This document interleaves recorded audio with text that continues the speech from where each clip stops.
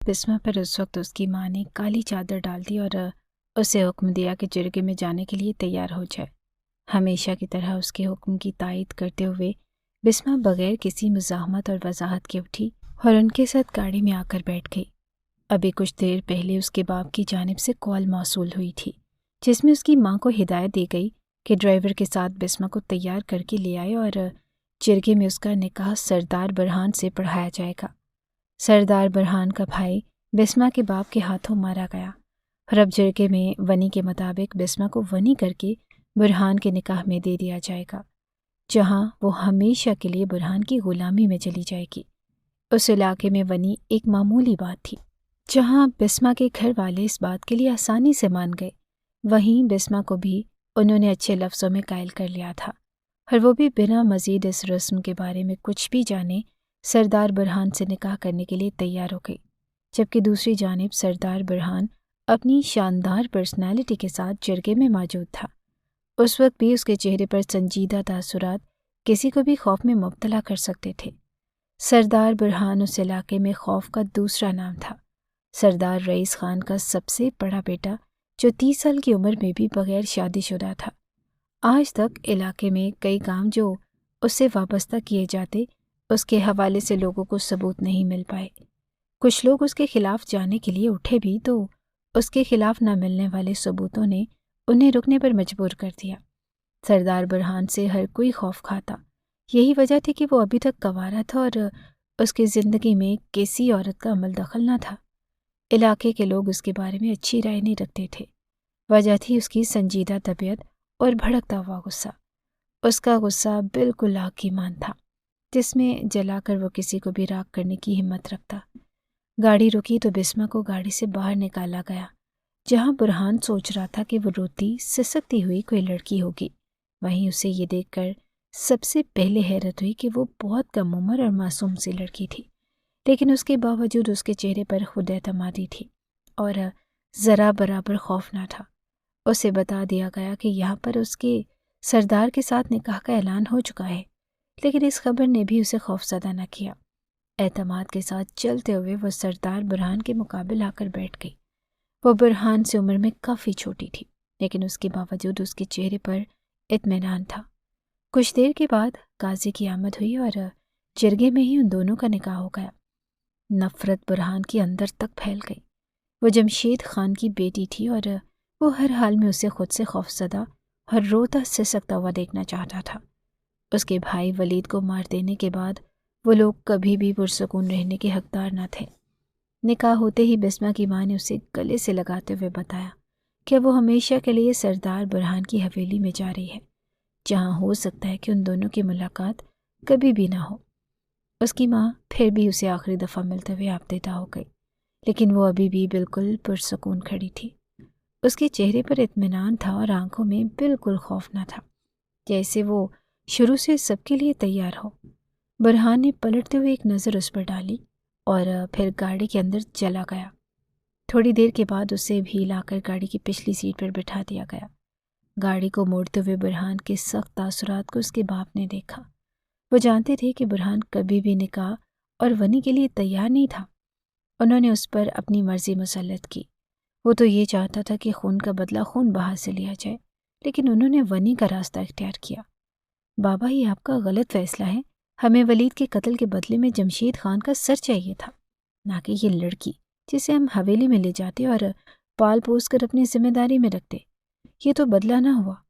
جبکہ وہ غصے سے پھنکارتے ہوئے برہان کو سن رہی تھی، اس وقت اس نے اپنی نظر کو اپنی کلائی میں موجود چوڑیوں پر جما رکھا تھا۔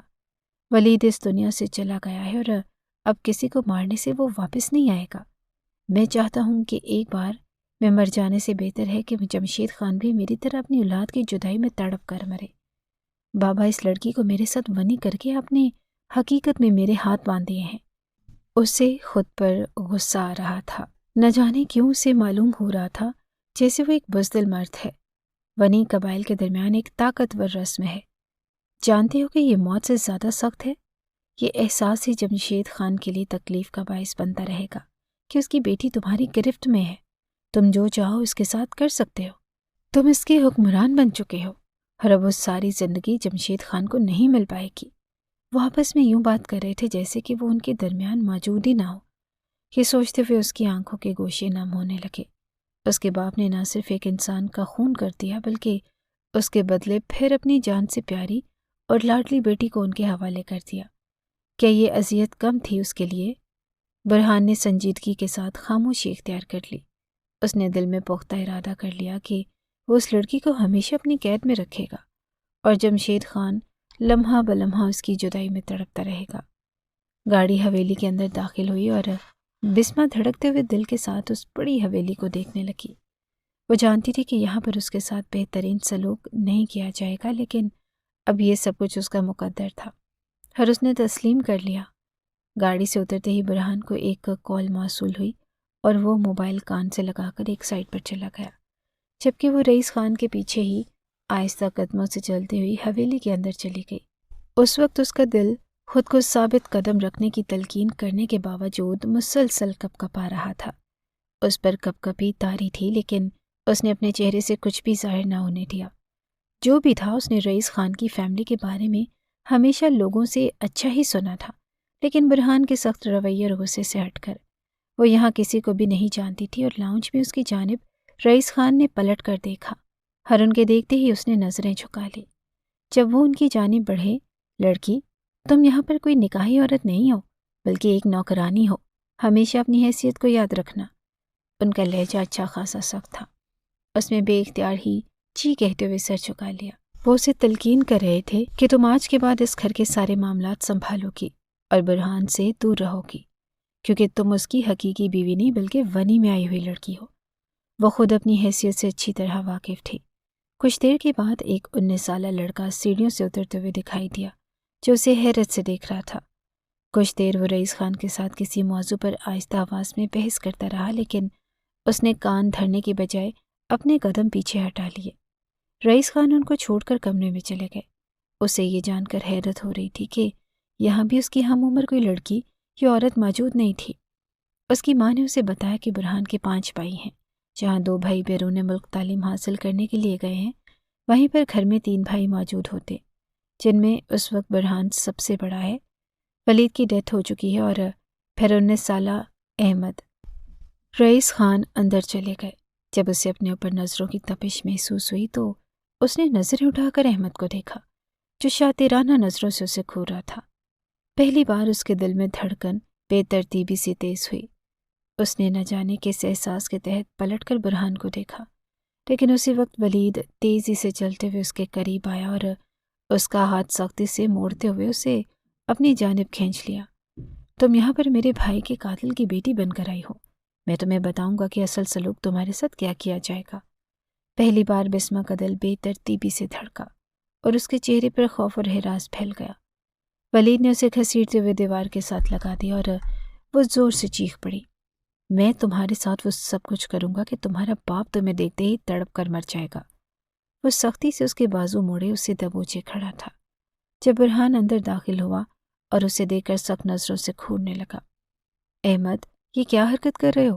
چھوڑ دو اسے، برہان نے سخت لہجے میں کہا تو احمد نے اس کا ہاتھ چھوڑ دیا اور ساتھ ہی وہ حیرت سے برہان کو دیکھ رہا تھا۔ بھائی، یہ آپ کیا کہہ رہے ہیں؟ آپ کس کی حمایت کر رہے ہیں؟ وہ حیرت زدہ لہجے میں کہتے ہوئے برہان کو دیکھ رہا تھا، جبکہ وہ لڑکی جلدی سے احمد سے دور برہان کے پیچھے جا کر کھڑی ہو گئی۔ وہ برہان سے بھی کافی فاصلے پر کھڑی تھی۔ یہ ونی ہو کر یہاں آئی ہے اور میں اسے ہر حساب کتاب لینے کا حقدار ہوں، لیکن تم اس سے دور رہنا۔ برہان احمد کی ہٹ دھرم رویے کو اچھی طرح جانتا تھا، اسی لیے اسے پیار سے سمجھاتے ہوئے کہنے لگا۔ تبھی وہ اپنے بھائی کی بات سن کر آگ بگولا ہو گیا۔ آخر آپ کو ہو کیا گیا ہے کہ آپ سردار حویلی کے رسم و رواج کو بھول رہے ہیں؟ یہ لڑکی یہاں پر آئی ہے اور گھر کا ہر فرد اس پر حکمرانی کرے گا، صرف آپ نہیں۔ احمد برہان سے سخت نالا نظر آ رہا تھا۔ برہان جانتا تھا کہ وہ ولید کے کس قدر قریب تھا۔ حالانکہ ولید اور برہان دونوں جڑواں تھے، لیکن اس کے باوجود وہ برہان سے زیادہ ولید سے اٹیچ تھا، اور اس کی موت کا سب سے زیادہ افسوس بھی احمد کو تھا۔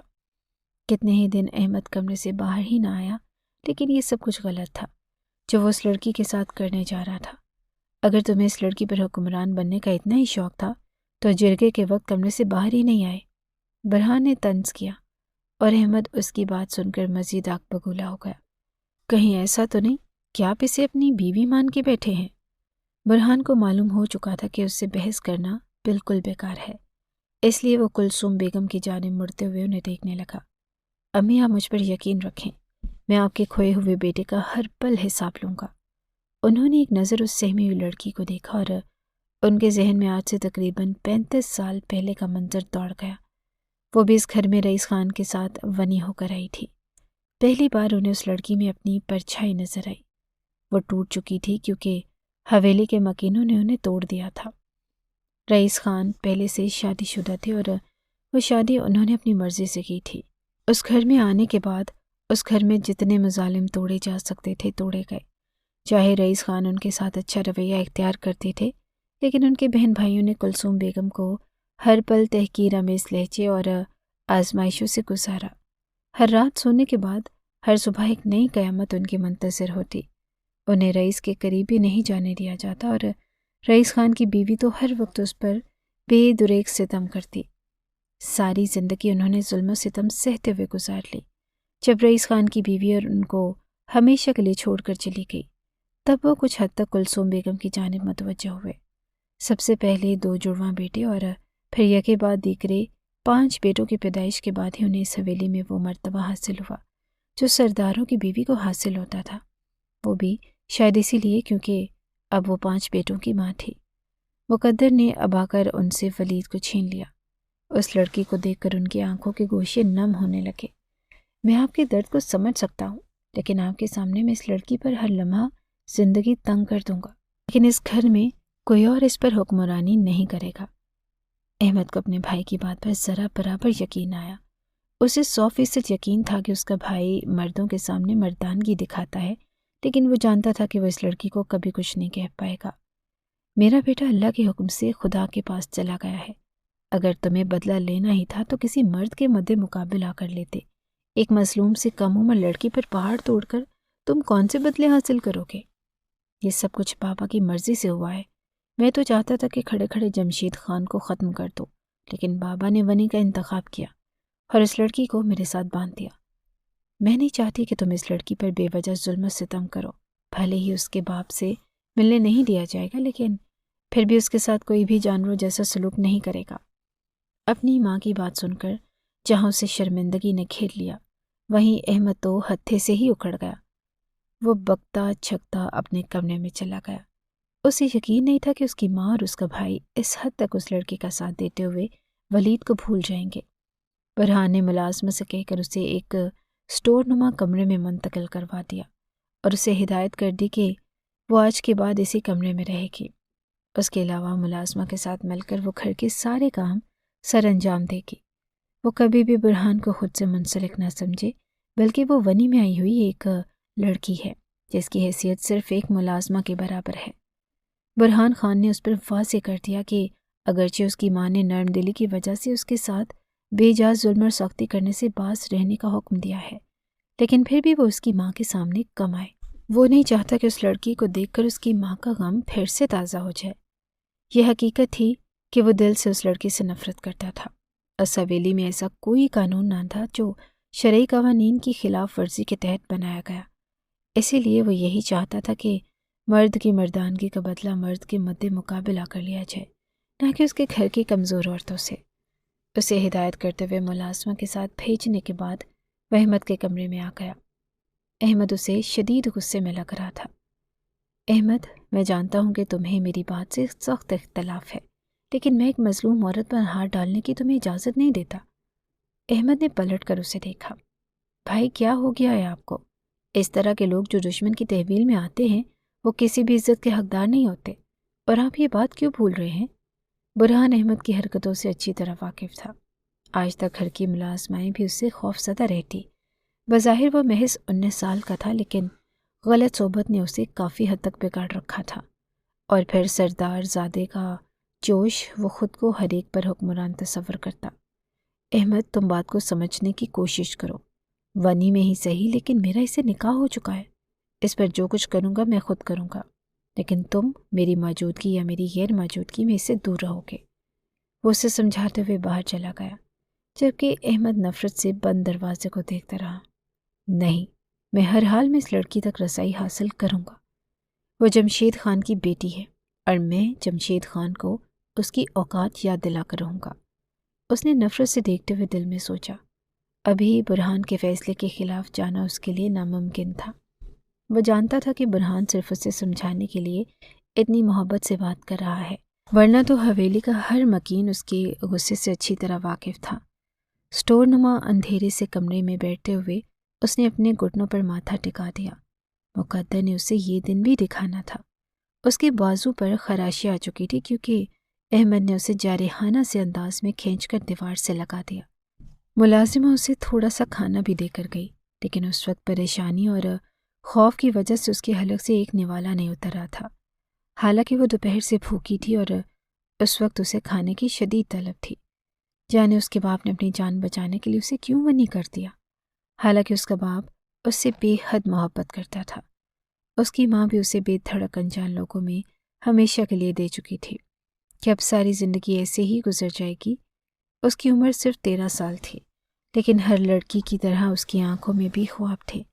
وہ اتنی معصوم نہ تھی کہ جان نہ پاتی کہ وہ کس قید خانے میں آ چکی ہے، اور برہان اس کے سامنے وہ جتنی لاؤبالی اور بااعتماد بن لیتی، لیکن حقیقت یہی تھی کہ وہ برہان سے خوف کھاتی۔ وہ عمر میں اس سے کافی بڑا ہونے کے ساتھ ساتھ ایک مضبوط پرسنالٹی رکھتا تھا۔ اس کے ماں باپ نے اسے ناز اور پیار سے پالا تھا، لیکن اب یہاں آ کر اس کے ساتھ جو رویہ اختیار کیا جاتا، اسے بے بسی سے وہ ساری عمر جھیلنا تھا۔ کلثوم بیگم کی باتوں اور انداز سے وہ کافی پرسکون تھی۔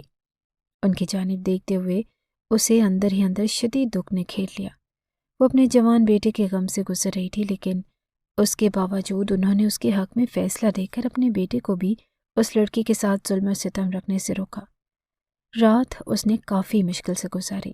اس سٹور روم نما کمرے میں سونا اس کے لیے محال تھا، لیکن اب یہ اس کا مقدر تھا، اسی لیے وہ سونے کے لیے وہیں لیٹ گئی۔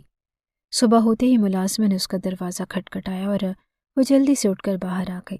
حویلی میں سب کے جاگنے سے پہلے ناشتہ تیار ہوتا۔ ملازمہ نے اسے گھر کے تمام ضروری کام سمجھا دیے اور وہ خاموشی سے ان کے کاموں میں جت گئی۔ کچھ دیر کے بعد رئیس صاحب اور کلثوم بیگم کے لیے ناشتہ لگا دیا گیا، لیکن احمد اور برہان ابھی تک جاگے نہ تھے۔ جب وہ لاؤنج کی صفائی کر رہی تھی، جب گھر میں ستارہ بیگم داخل ہوئی، اندر آنے سے پہلے ہی وہ اسے دیکھ کر ٹھٹک گئی، لیکن وہ ستارہ بیگم کو ناسمجھی سے دیکھ رہی تھی کیونکہ وہ ان کے متعلق کچھ نہیں جانتی تھی۔ تبھی ایک ہی پل میں ستارہ بیگم آگے بڑھی اور اسے بالوں سے پکڑ کر جھنجھوڑنا شروع کر دیا۔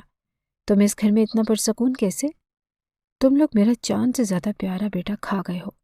ستارہ بیگم رئیس خان کی بہن تھی۔ رات ہی انہیں احمد نے کال کر کے بتا دیا کہ ونی میں وہ لڑکی ان کے گھر موجود ہے۔ انہوں نے اپنے بھتیجوں کو ہمیشہ اپنی زیر اثر ہی رکھا۔ وہ اپنے بچاؤ کے لیے اپنی شال کو بار بار خود پر لپیٹ رہی تھی، لیکن ستارہ بیگم جانوروں کی طرح اسے مار رہی تھی اور ساتھ ہی ساتھ چیختے ہوئے اسے اس کی اوقات یاد دلا رہی تھی۔ کلثوم بیگم کے چہرے پر ایک تاریک سایہ لہر گیا، جبکہ رئیس صاحب بھی خاموش تھے۔ وہ کم سے کم اپنی بڑی بہن کے سامنے کچھ بھی کہنے سے آ رہی تھے۔ صبح صبح حویلی میں بے ہنگم شور کی وجہ سے برہان کی آنکھ کھلی۔ بدمزگی سے اس نے ادھر ادھر دیکھا، لیکن شور مسلسل آ رہا تھا۔ نیند سے مندی مندی آنکھیں کھول کر اس نے معاملے کو سمجھنے کی کوشش کی۔ جب اسے معلوم ہوا کہ نیچے ستارہ پپھو آ چکی ہیں، تمہاری جیسی لڑکی کو میں یہاں پل پل اذیت دے کر ماروں گی، جیسے میرا جوان بھتیجا تم لوگوں نے تڑپا تڑپا کر مارا ہے۔ ستارہ بیگم کو ایک لمحے کے لیے بھی احساس یا رحم نہیں آ رہا تھا۔ وہیں سیڑھیوں سے اترتا ہوا احمد بھی طنز مسکراہٹ کے ساتھ انہیں دیکھ رہا تھا۔ کلثوم بیگم نے ویل چیئر کو موڑ دیا اور وہ اس سے زیادہ مزید نہیں دیکھ سکتی تھی اور نہ ہی ان کے معاملوں میں دخل اندازی کر سکتی تھی۔ وہ اپنے کمرے کی جانب چلی گئی۔ کمرے میں جاتے ہی انہوں نے اپنے کمرے کا دروازہ اچھے سے بند کر لیا۔ نہ جانے کیوں اس لڑکی کے ساتھ ظلم و ستم ہوتا دیکھ کر انہیں اپنی دبی ہوئی چیخوں کی آواز اپنے کانوں میں گونجتی ہوئی محسوس ہوئی۔ ستارہ آپا بس کریں، رہنے دیں۔ رئیس خان نے خوفزدہ لہجے میں اپنی بہن کو باز رکھنا چاہا اور ساتھ ہی انہوں نے اس لڑکی کو جانے کا حکم دیا۔ اپنی بہتی ہوئی آنکھوں کے ساتھ ٹوٹے پھوٹے وجود کو گھسیٹتے ہوئے، اس سے پہلے کہ وہ وہاں سے جاتی، جب سیڑھیوں سے برہان اترتا ہوا دکھائی دیا۔ یہ سب کیا ہو رہا ہے یہاں؟ اس کا لہجہ ہمیشہ سے روبدار تھا۔ وہی ہو رہا ہے جو تم سے نہیں ہو پایا۔ کل سے یہ لڑکی یہاں پر موجود ہے، لیکن نہ اس کی آنکھ میں آنسو ہے اور نہ ہی چہرے پر پچھتاوا۔ وہ برہان کی جانب بڑھتے ہوئے بولی، پھوپھو آپ انہیں کیا کہہ رہی ہیں؟ یہ تو خود دیوانے ہوئے پڑے ہیں۔ احمد نے مزید لقمہ دیا جب برہان نے سخت نظروں سے اسے گھورا۔ وہ جانتا تھا کہ اس گھر میں ستارہ بیگم کے ساتھ بحث کرنا کسی بھی طرح سے فائدہ مند نہیں ہے۔ وہ اس گھر سے جانے کے بعد بھی اس گھر پر حکمرانی کرنا چاہتی ہیں۔ تمہاری ماں نے تو اس لڑکی کی مظلومیت کے گن گا کر اپنا انتقام بھول جانا ہے، لیکن مجھے تم سے یہ امید نہیں تھی برہان۔ انہوں نے ایک بار پھر برہان کی جانب دیکھا۔ یاد رکھنا، میں تمہیں کبھی بھی نہیں بخشوں گی۔ میں نے اپنا جان سے پیارا بھتیجا کھویا ہے، اور تم یہاں پر ساری زندگی سے پچھتاوے کے ساتھ مر جاؤ گی کہ تم ونی ہو کر آئی ہو۔ انہوں نے بات کرتے ہوئے ایک بار پھر بسمہ کو گھسیٹ لیا، جب وہ کسی کٹی ہوئی ڈالی کی طرح ان کے ساتھ گھسیٹتی چلی گئی، جبکہ برہان یہ سب کچھ دیکھ کر تیزی سے آگے بڑھا اور بسمہ کا بازو تھام لیا۔ بس کر دے پھپھو، ان سب باتوں سے ولید واپس نہیں آ جائے گا۔ میں سوچ بھی نہیں سکتی تھی کہ برہان تم اتنے کمزور مرد ثابت ہو گئے کہ ایک عورت کی نزاکت کے آگے تم اپنے بھائی کا بدلہ بھول گئے۔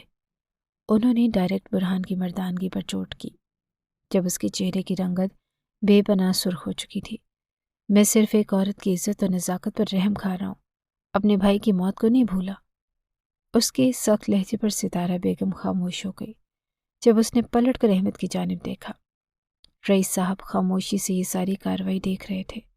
اگر تمہیں حکمرانی کرنے کا اتنا ہی شوق تھا تو اس روز باہر نکل کر اسے اپنے نکاح میں لے کر حکمران بن گئے ہوتے، نہ کہ عورتوں کی طرح منہ چھپا کر کمرے میں پڑے رہتے۔ یہ دوسری بار تھا جب وہ حویلی کے مکینوں، خصوصی طور پر احمد سے بدمزگی کر رہا تھا۔ اسے یقین نہیں تھا کہ حویلی میں لانے کے بعد وہ اس ناپسندیدہ لڑکی کی وجہ سے اتنی مشکلات میں پھنس جائے گا۔ آخر اسے ضرورت ہی کیا تھی اس وقت جرگے کا فیصلہ ماننے کی؟ ضروری ہے کہ اسے ساری زندگی مار پیٹ کر یہ احساس دلایا جائے کہ وہ ونی کی گئی ہے۔ اس قید خانے میں آنے کے بعد اسے ویسے ہی ہر پل یہ احساس ہوتا رہے گا کہ وہ ونی میں آئی ہوئی لڑکی ہے، جس کی کسی کی زندگی میں کوئی اہمیت نہیں۔ کمرے میں آ کر نہ چاہتے ہوئے بھی اس کی نظروں کے سامنے بسمہ کا روتا ہوا سرخ چہرہ گھوم گیا۔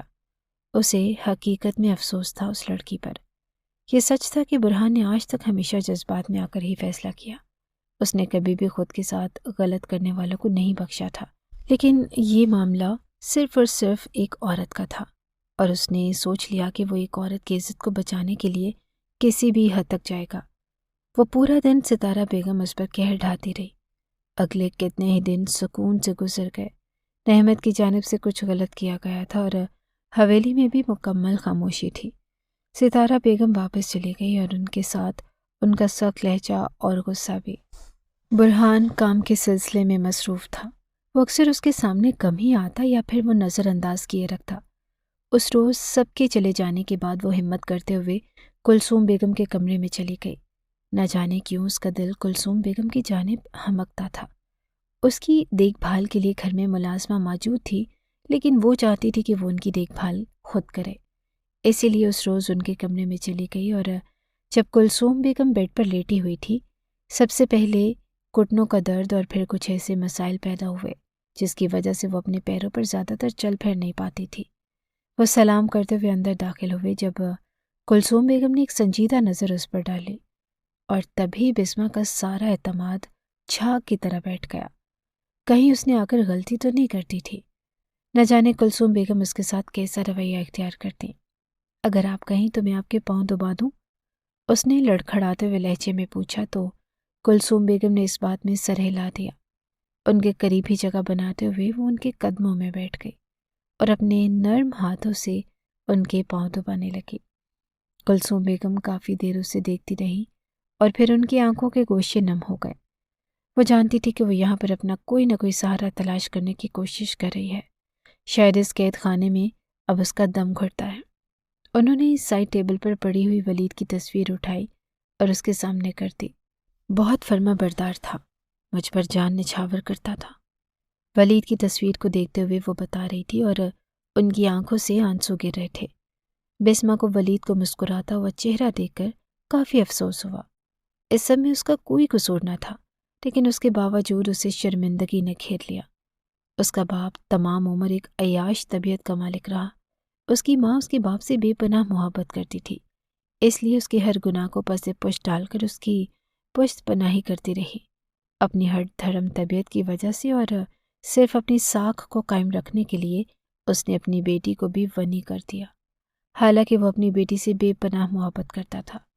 وہ تو جانتی ہی نہیں تھی کہ اس روز کیا ہوا، اور اس کا باپ صرف ایک رات پہلے فارم ہاؤس رکنے کے لیے چلا گیا اور پھر اس نے وہاں سے شکار جانے کا فیصلہ کیا۔ تبھی دوسرے روز وہ خبر ان کے گھر آئی کہ ان کے باپ کی بندوق سے نکلی ہوئی گولی ولید خان کی جان لینے کا باعث بن چکی ہے۔ خان حویلی میں کوہرام برپا تھا۔ ان کا جوان بیٹا موت کے منہ میں چلا گیا۔ سب سے زیادہ رحم زدہ تھی کلثوم بیگم، جن کا کل سرمایہ صرف ان کی اولاد تھی، اور ان کا بیٹا عین جوانی میں ان سے ہمیشہ کے لیے جدا ہو گیا۔ بھلے ہی قدرت میں انہیں 5 بیٹوں سے نوازا تھا، لیکن اولاد کے معاملے میں ماں ہر ایک کے لیے ایک جیسی ہوتی ہے۔ جیسے وہ دوسرے بیٹوں سے محبت کرتی تھی، بالکل ویسی محبت تھی وہ ولید سے کرتی تھی، اور کوئی بھی بیٹا ولید کا خلا پر نہیں کر سکتا تھا۔ اس کی ایک اپنی جگہ تھی۔ میں نہیں جانتی کہ اس روز کیا ہوا، ابا کے ہاتھوں کیسے آپ کے بیٹے کا۔ اس نے جان بوجھ کر بات کو ادھورا چھوڑ دیا۔ وہ سوچ رہی تھی اور الفاظ اس کا ساتھ نہیں دے رہے تھے۔ میں بھی نہیں جانتی تھی کہ اس روز میں محض 15 سال کی تھی جب مجھے ونی میں رئیس خان کی دلہن بنا کر ہمیشہ کے لیے اس گھر روانہ کر دیا گیا۔ یہ قبائلی دشمنیاں اور قبائلی تصادم تھے جن کا حساب عورتوں کو چکانا پڑتا ہے۔ اس روز اس گھر میں آنے کے بعد مجھے پہلی دفعہ معلوم ہوا کہ عورت کی حیثیت کتنی کم ہوتی ہے، اور پھر ہر رات ہر دن مجھے میری حیثیت کے بارے میں بتایا گیا۔ بسمہ کی آنکھوں سے آنسو بہہ رہے تھے۔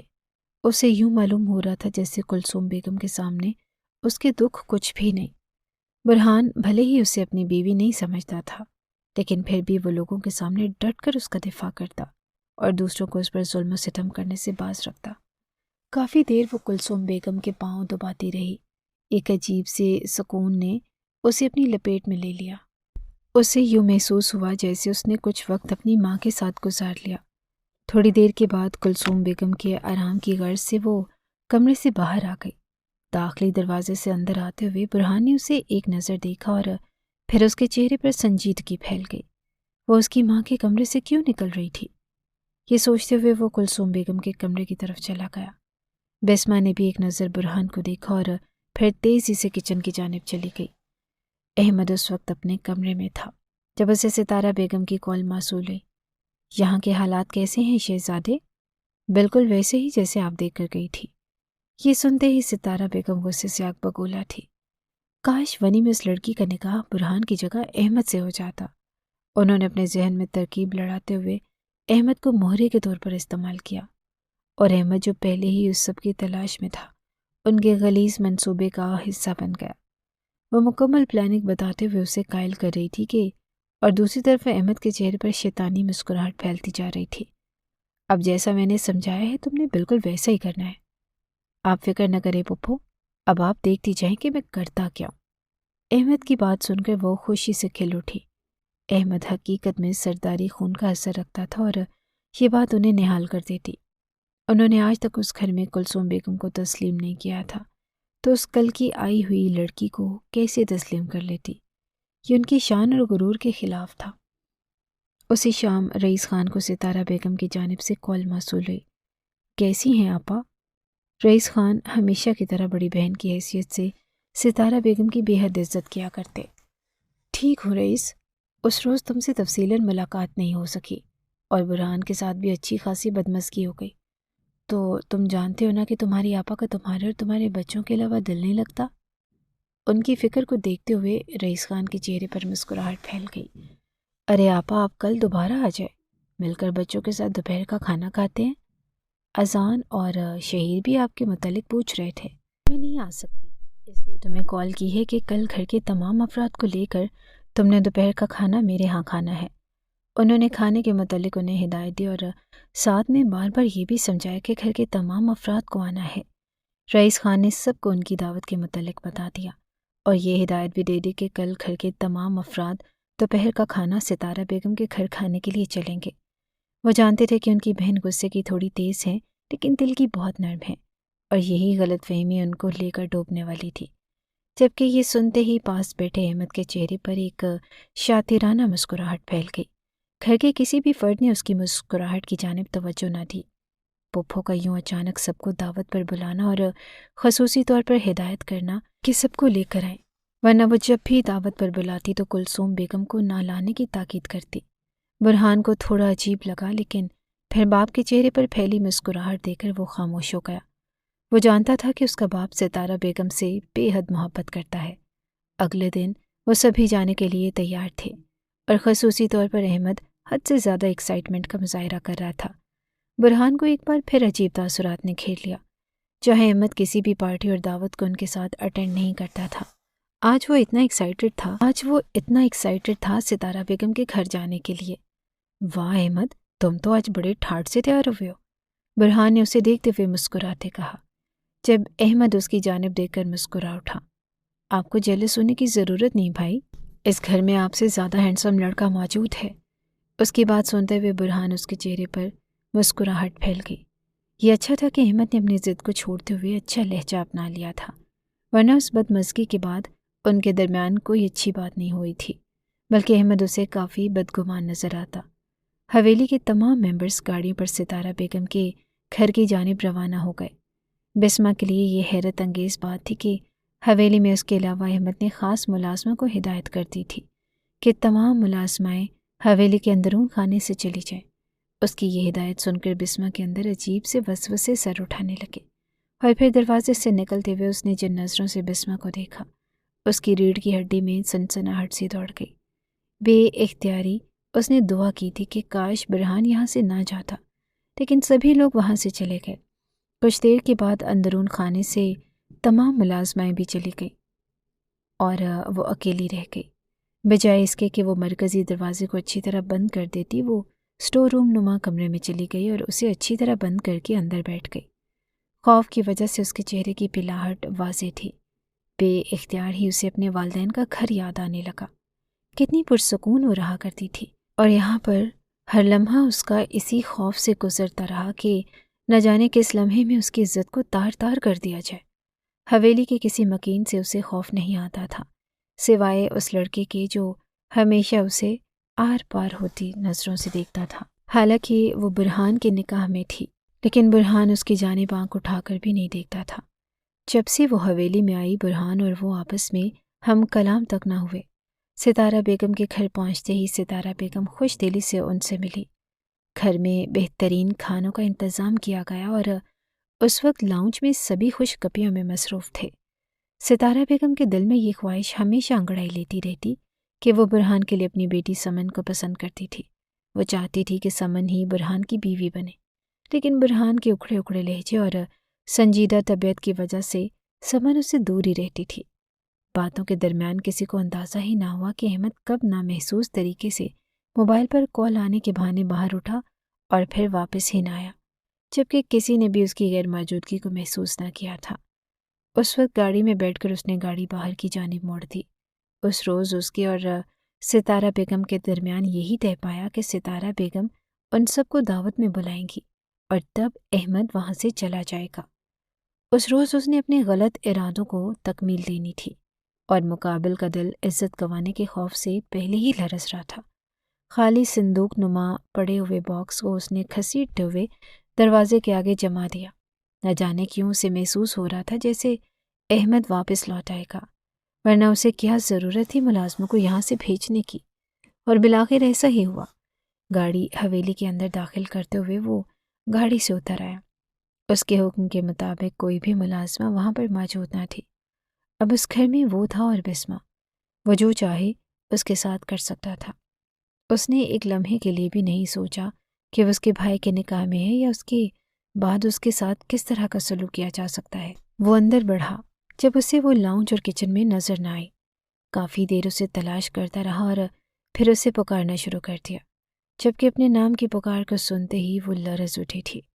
اس کا دل شدت خوف سے کپ کپا رہا تھا اور آنکھوں سے آنسو بہہ رہے تھے۔ اس کے لب مسلسل دعا کر رہے تھے اپنی عزت کی حفاظت کی، جبکہ سامنے صرف مایوسی اور موت تھی۔ آج یہاں کوئی بھی اسے بچانے والا نہ تھا، نہ ہی برہان اور نہ ہی کلثوم بیگم۔ وہ کافی دیر اسے ڈھونڈتا رہا۔ جب اس کی نظر اسٹور روم کے بعد دروازے پر پڑی اور وہ مسکراتا ہوا اس جانب چلا آیا، اسے پتہ چل گیا تھا کہ وہ اس وقت اسٹور روم کے اندر ہے اور دروازے کو بھی اس نے اچھی طرح بند کر رکھا ہے۔ اس نے دروازہ کھٹکھٹایا اور ساتھ ہی بسمہ کو باہر آنے کا حکم دیا، جبکہ وہ خاموشی سے اندر بیٹھی رہی۔ وہ کبھی بھی دروازہ نہیں کھول سکتی تھی۔ اس معصوم لڑکی کے چہرے پر پسینے کے ننھے ننھے قطرے چمک رہے تھے اور آنکھوں میں خوف اور ہراس تھا۔ میں تمہیں آخری بار کہہ رہا ہوں، دروازہ کھولو ورنہ میں دروازہ توڑ دوں گا۔ احمد کی چنگھاڑتی ہوئی آواز اس کی سماعتوں سے ٹکرائی تو وہ مزید خوفزدہ ہو گئی۔ خدا کے لیے یہاں سے چلے جائیں، وہ روتے ہوئے آہستہ آواز میں کپ کپا کر بولی، جبکہ مقابل پر اس کا کوئی اثر نہیں ہوا تھا۔ کچھ دیر کے لیے مکمل خاموشی چھا گئی۔ اس کے دل میں قدر اطمینان پیدا ہوا۔ ہو سکتا ہے کہ وہ شخص چلا گیا ہو۔ تبھی اسٹور روم کی کھڑکی پر زوردار طریقے سے دستک ہوئی اور اس نے پلٹ کر دیکھا۔ اسٹور روم کی کھڑکی پر کنڈی لگانا وہ بھول چکی تھی۔ اسے اپنی حماقت کا احساس ہوا۔ اس سے پہلے کہ وہ آگے بڑھتی، اسے اچھی طرح بند کر دیتی یا ہمت کا مظاہرہ کرتی، جب وہ کھڑکی سے کودتے ہوئے اندر داخل ہوا۔ بسمہ خوف سے اٹھتے ہوئے کونے میں دبک کر بیٹھ گئی۔ اس کے ہاتھ اور پاؤں کانپ رہے تھے۔ وہ سوچ بھی نہیں سکتی تھی کہ اس کے ساتھ یہ سب کچھ ہوگا، جبکہ احمد مسکراتے ہوئی نظروں سے اسے دیکھتے ہوئے اس کی جانب قدم بڑھانے لگا۔ بسمہ نے اس کے سامنے ہاتھ جوڑ دیے اور کہا کہ خدا کے واسطے مجھے چھوڑ دیں، مجھے جانے دیں یہاں سے۔ اس نے واپسی کے لیے قدم اٹھائے جب احمد نے اسے بازو سے پکڑتے ہوئے جھنجھوڑ ڈالا۔ ونی میں آئی ہوئی لڑکیوں کی عزت نہیں ہوتی۔ آج میں تمہیں تمہاری حیثیت کے بارے میں بتاؤں گا۔ وہ اس کی جانب قدم قدم بڑھ رہا تھا، جبکہ وہ اپنا بازو چھڑاتے ہوئے اسے خود سے دور دھکیل رہی تھی۔ خدا کے لیے مجھے چھوڑ دیں، اور پھر اس کے ساتھ ہی اس نے برہان کو پکارنا شروع کر دیا۔ آج پہلی بار خوف کے شدید عالم میں اس نے برہان کو آواز دی۔ اس کی اس حرکت پر احمد کا قہقہا بلند ہوا۔ آج تو تم جسے مرضی بلاؤ، کوئی بھی تمہاری مدد کے لیے نہیں آئے گا۔ میں مکمل انتظام کے ساتھ آیا ہوں۔ احمد نے اسے اپنے قریب گھسیٹ لیا اور پھر بری طرح اس کے کپڑوں کو نوچنے لگا۔ اس کی قمیض جگہ جگہ سے پھٹ چکی تھی اور وہ بھرپور مزاحمت کر رہی تھی، لیکن اس کے باوجود وہ خود کو بچا نہیں پا رہی تھی۔ بالآخر وہی ہو رہا تھا جس کا اسے خوف تھا۔ اس نے تو سوچا تھا کہ یہاں آ کر اس کی عزت محفوظ ہے، لیکن اب وہ عزت بھی گنوا رہی تھی۔ مجھے چھوڑ دیں اور مجھے جانے دیں یہاں سے، میں مر جاؤں گی، وہ مسلسل منت سماجت کر رہی تھی۔ جب اس نے بے دردی سے اسے بالوں سے پکڑ کر فرش پر گرا دیا، وہ مکمل طور پر اس پر حاوی ہو رہا تھا۔ اس کے چہرے پر، اس کے جسم پر وہ جا بجا نشانات چھوڑ رہا تھا۔ اس کے کپڑے مکمل طور پر پھٹ چکے تھے اور اب وہ اس کے سامنے بے پردہ تھی۔ ایک معصوم سی بدلے کی آگ میں وہ خدا کی خوف کو بھول چکا تھا۔ وہ روتی رہی اور سسک سسک کر اپنی عزت کی بھیک مانگتی رہی، اور وہ اسے درندوں کی طرح نوچتا رہا۔ آخر اس نے اس کم عمر بچی کو بری طرح نوچ ڈالا اور اپنی ہوس میں جانے کے بعد بغیر کسی خوف کے یہاں سے نکل کر باہر چلا گیا۔ یہ اس کا حق بنتا تھا۔ وہ ونی میں آئی ہوئی لڑکی تھی اور جب تک اسے اپنی حیثیت یاد نہیں کروائی جاتی، اسے کیسے یاد رہتا۔ دوسری جانب کافی دیر ہو چکی تھی اور برہان نے نوٹ کیا کہ احمد یہاں پر موجود نہیں۔ ایک انجان سا وسوسہ اس کے دل میں پھیلنے لگا۔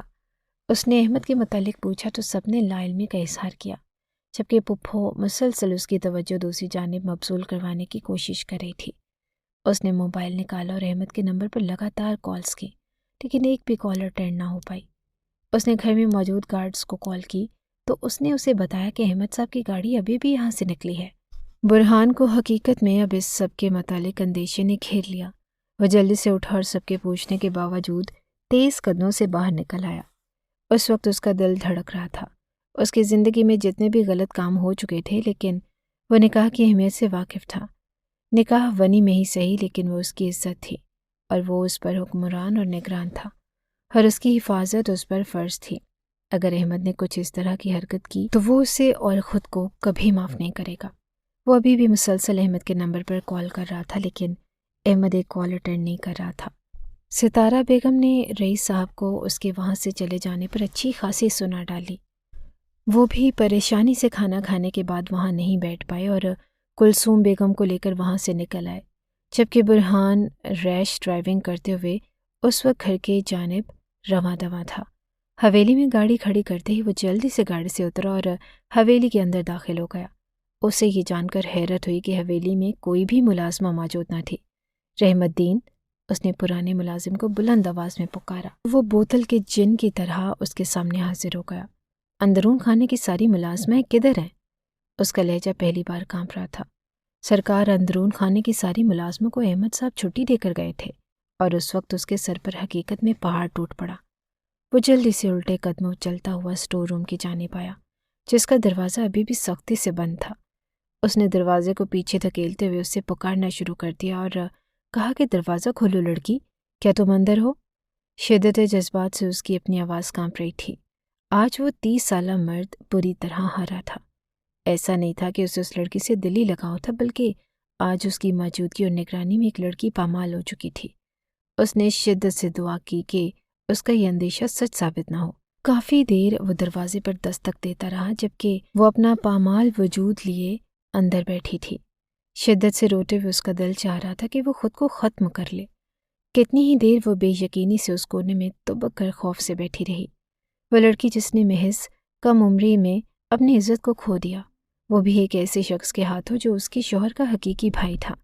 اس روز اس کے باپ نے اسے ونی کیا تو وہ خاموشی سے اس کا حکم مان کر اس قید خانے میں آ گئی، اور پھر یہاں بھی وہ ہر ظلم و ستم برداشت کرتے ہوئے رہ رہی تھی۔ اس وقت باہر سے آتی ہوئی آواز برہان کی تھی، لیکن اب اس کے آنے کا کیا فائدہ جب وہ اپنی عزت مکمل طور پر کھو چکی تھی۔ دروازہ کھولو لڑکی، میں باہر ہوں، دروازہ کھولو۔ لیکن وہ ابھی بھی اپنی جگہ سمٹ کر بیٹھی، نہ ہی اس سے اٹھ کر چلا گیا اور نہ ہی وہ دروازہ کھولنے کے لیے اٹھی۔ تبھی برہان نے سختی سے دروازہ دھکیلنا شروع کر دیا۔ وہ بھی بوسیدہ سا دروازہ لڑکھڑاہٹ کے ساتھ دھکیلا جا رہا تھا۔ تبھی وہ مشکل سے اٹھی اور آگے بڑھتے ہوئے اس نے دروازہ کھول دیا۔ برہان جلدی سے اندر داخل ہوا اور بے یقینی سے اسے دیکھنے لگا۔ اس کے چہرے کے اڑے رنگ اور جگہ جگہ خراشیں اسے الگ ہی کہانی سنا رہی تھی، وہ کہانی جسے وہ سننا نہیں چاہتا تھا۔ اور اسی وقت کلثوم بیگم کے ساتھ رئیس خان بھی اس گھر میں داخل ہوئے۔ جب انہیں ملازم نے بتایا کہ برہان اسٹور روم میں ہے، نہ جانے کیا ہوا تھا، وہ برہان کے پیچھے آئے اور اس لڑکی کو اس حالت میں دیکھ کر رئیس خان بھی حیران اور پریشان سے دیکھتے رہ گئے۔ بسمہ بس شدت سے رو رہی تھی اور وہ بے یقینی سے اس کے ادھڑے ہوئے وجود کو دیکھ رہا تھا۔ کیا ہوا ہے تمہارے ساتھ؟ اس کی آواز اتنی چنگھاڑ زدہ تھی کہ خان حویلی کے در و دیوار دہل کر رہ گئے۔ آپ کے بھائی نے یہ سب کچھ؟ لڑکھڑاہٹ میں وہ اس سے زیادہ اور بول ہی نہ پائی۔ اس کا پورا وجود کپ کپا رہا تھا۔ اسے یوں محسوس ہو رہا تھا جیسے وہ ابھی گر کر مر جائے گی۔ برہان نے سختی سے آنکھیں میچ لی اور رئیس صاحب بھی حیرت سے اسے دیکھتے رہ گئے، جبکہ کلثوم بیگم نے تو دہلتے دل پر ہاتھ رکھ لیا۔ اس حویلی میں اب یہی ہونا باقی تھا؟ ان کی آنکھوں سے لگاتار آنسو گر رہے تھے۔ انہوں نے کبھی نہیں سوچا تھا کہ ان کا بیٹا اس حد تک گر جائے گا۔ پچھتاوے کی زد میں آیا ہوا برہان کچھ بھی بولنے کے قابل نہ رہا، جبکہ سامنے موجود لڑکی خوف سے وہیں بیٹھتی چلی گئی۔ بابا، میں یقین بھی نہیں کر سکتا کہ احمد اس حد تک گر جائے گا۔ میں اسے زندہ نہیں چھوڑوں گا۔ یہ احمد کی بدقسمتی تھی یا بہادری؟ جب عین اسی وقت گراج میں اس کی گاڑی رکی اور گاڑی سے نکلتے ہی وہ حویلی کی جانب چلا آیا۔ اس وقت اسے اندازہ نہیں تھا کہ اس کے اس عمل پر اس طرح کا رد عمل پیش کیا جائے گا۔ تبھی وہ اندر آیا اور اسے اندر آتے دیکھ کر ہی رئیس خان نے اسے بلند آواز سے پکارا۔ اس کے قدم وہیں جم گئے اور وہ مڑ کر باپ کو دیکھنے لگا۔ 1 منٹ سے پہلے تم یہاں ہمارے سامنے کھڑے ہو۔ آج تک رئیس خان نے اس سے اس لہجے میں بات نہیں کی تھی۔ وہ قدم قدم چلتا ہوا ان کے نزدیک آ گیا۔ تبھی اس نے ایک نظر برہان کے سرخ چہرے پر اور پھر سامنے بیٹھی ہوئی لڑکی پر ڈالی۔ یہ معاملہ ہرگز اتنا بڑا نہیں تھا جتنے اس کی فیملی ممبرز اسے بڑھا رہے تھے۔ برہان نے آگے بڑھ کر اسے گریبان سے پکڑا اور بے در بے مکے اس کے منہ پر مارتا چلا گیا۔ برہان کی سخت جسامت کے آگے وہ کچھ بھی نہ تھا۔ ایک پل میں ہی برہان نے اسے زیر کر دیا۔ تبھی اس نے گن نکال کر اس کے ماتھے پر ٹکا دی۔ کلثوم بیگم کی تو آنکھیں بے یقینی سے پھٹے کی پھٹی رہ گئی۔ آخر ان کے بیٹے کس حد تک جانے والے تھے؟ نہیں، خدا کے لیے برہان ایسا مت کرنا۔ وہ ماں تھی اور بالکل خود پر ضبط کے باوجود چیخ پڑی۔ ہر ان کی چیخ سنتے ہی برہان نے صرف اور صرف اپنی ماں کا احساس کرتے ہوئے گن پیچھے ہٹا لی۔ احمد تو بے یقینی سے اپنے بھائی کو دیکھ رہا تھا، جس نے مار مار کر اس کے چہرے کا حلیہ بگاڑ ڈالا۔ آپ اتنے نامرد ہو چکے ہیں، میں نے سوچا بھی نہیں تھا۔ ایک لڑکی کے لیے اپنے بھائی پر ہاتھ اٹھائیں گے۔ اس نے خون تھوکتے ہوئے ایک نظر برہان کو دیکھا اور پھر سخت نظروں کے ساتھ حق دک سی بیٹھی ہوئی اس لڑکی کو. بند کرو اپنی زبان ورنہ میں تمہاری زبان کاٹ لوں گا. یہ لڑکی صرف لڑکی نہیں، تمہارے بھائی کی عزت تھی اور اس کے نکاح میں تھی. چاہے ونی میں ہی صحیح، لیکن تم اس قدر غیر شرعی کاموں پر اتر آؤ گے، زنا کرو گے، وہ بھی اپنی بھابھی کے ساتھ. آپ اسے مانتے ہوں گے اپنی بیوی، لیکن میں اسے کبھی بھی بھابھی نہیں مانتا، اور میں نے جو کیا وہ بالکل ٹھیک تھا. برہان کے سامنے اس کی چلتی ہوئی زبان پر جہاں کلثوم بیگم حیرت سے اسے دیکھ رہی تھی، وہیں رئیس خان بھی آج حقیقت میں پچھتا رہے تھے. ونی کی رسم کے وقت ان کے ذہن میں یہ خیال نہیں آیا تھا کہ وہ اس لڑکی پر پہاڑ توڑ دیں گے اور ظلم و ستم کا نشانہ بنائیں گے. انہوں نے صرف یہی سوچا کہ وہ جمشید خان کو اس کے کیے کی سزا دیں گے. جس طرح وہ بیٹے کی جدائی میں تڑپ رہے ہیں، اسی طرح جمشید خان بھی اپنی بیٹی کی جدائی میں تڑپے گا. مگر وہ یہ نہیں جانتے تھے کہ یہاں آنے کے بعد ایک ایسا فعل سر انجام دیا جائے گا جس کے بارے میں وہ کبھی سوچ بھی نہیں سکتے تھے. تمہیں ہر حال میں اس کی سزا بھگتنا ہوگی. وہ احمد کو دیکھتا ہوا آگے بڑھ کر بسمہ کو سہارا دے کر کھڑا کرنے لگا اور پھر اسے ساتھ لے جا کر اپنے کمرے میں بٹھا دیا. تبھی اس نے ملازمہ کو حکم دیا کہ اسے پہننے کے لیے کپڑے دیے جائیں اور ہر لمحہ اس کے ساتھ رہ کر اس کی حفاظت کی جائے. اسے اب اس آسائشوں اور فکر کی ضرورت نہ تھی. اب اس کی عزت لوٹی جا چکی تھی جو کسی صورت بھی واپس آنے والی نہ تھی. رو رو کر اب اس کی آنکھیں جلنے لگی. رئیس خان نے حکم دے دیا کہ احمد کو اسی حویلی کے اندر پورے 80 کوڑے مارے جائیں گے، کیونکہ شرعی لحاظ سے اس مرد کی یہی سزا ہے جو غلط فعل سر انجام دے. احمد نے ہر ممکن کوشش کی، اپنی پھپھو کی بھی مدد لی اور ستارہ بیگم نے تو حویلی میں آتے ہی جنجال ڈال دیا. وہ کسی صورت بھی احمد کو یہ سزا دلوانا نہیں چاہتی تھی. جب برہان نے انہیں سختی سے ٹوکتے ہوئے کہہ دیا کہ یہ سب کچھ کیا دھرا آپ کا ہے، آپ نے ہی احمد کے ذہن میں یہ گند بھرا ہے جو آج اس حد تک گری ہوئی حرکت کر چکا ہے. یہ میرے بھائی کا گھر ہے اور یہاں پر وہی ہوگا جو میں چاہوں گی. وہ چیختے ہوئے برہان کی طرف لپکی جب رئیس خان کے جملوں نے انہیں وہیں ساکت کر دیا. نہیں آپا، اب اس گھر میں آپ کی مرضی نہیں چلے گی. اب یہاں پر وہی ہوگا جو میں چاہوں گا. میں نے بہت سن لیا آپ کی اور دوسروں کی. جو غلطی کرے گا وہ اس کی سزا بھی بھگتے گا. کلثوم بیگم بس خاموش تھی. وہ خاموشی سے اپنے کمرے میں چلی گئی اور جو کچھ ہو رہا تھا وہ ان کے لیے ناقابل برداشت تھا. بسمہ کو کسی چیز کی فکر نہ تھی. اسے بس خوف نے اس قدر جکڑ لیا کہ اس نے پھر پلٹ کر نہ دیکھا. اس کے باپ کے کانوں تک یہ خبر پہنچی اور وہ کس قدر پچھتایا، یا پھر حویلی میں اس کے مجرم کو کیا سزا سنائی گئی جو ملازمہ اس کی حفاظت کے لیے مامور تھی. وہ دن رات اس کی حفاظت کرتی اور اسے پین کلر دیتی، اور اس وقت بھی وہ شدید بخار میں پھونک رہی تھی.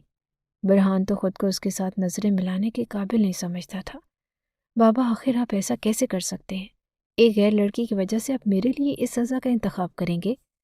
وہ باپ کو دیکھتے ہوئے پھٹ پڑا. اسے یقین نہیں تھا کہ اس کا باپ اور بھائی اس حد تک جائیں گے. تم جانتے ہو کہ تم نے غلطی نہیں، گناہ کیا ہے. اگر یہ محض غلطی ہوتی تو میں تمہارے لیے سب سے پہلے معافی کا انتخاب کرتا. لیکن ہر گناہ کی سزا ہوتی ہے، اور خصوصاً اس گناہ کی. تم ایک لڑکی کی عزت کو داغدار کر چکے ہو. اس کے کسی بھی مزاحمت کو خاطر میں نہیں لایا گیا.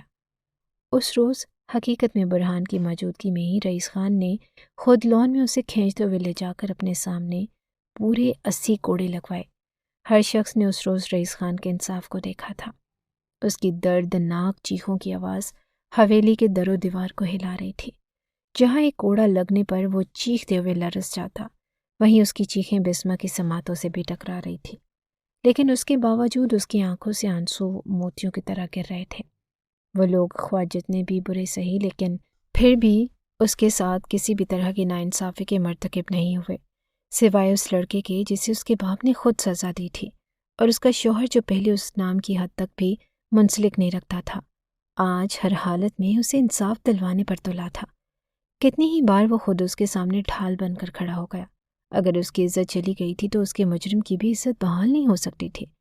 لوگوں کی نظر میں اس نے اپنا کردار کھو دیا، اور یقیناً اس چیز نے بھی اسے اندر تک ہلا کر رکھ دیا ہوگا.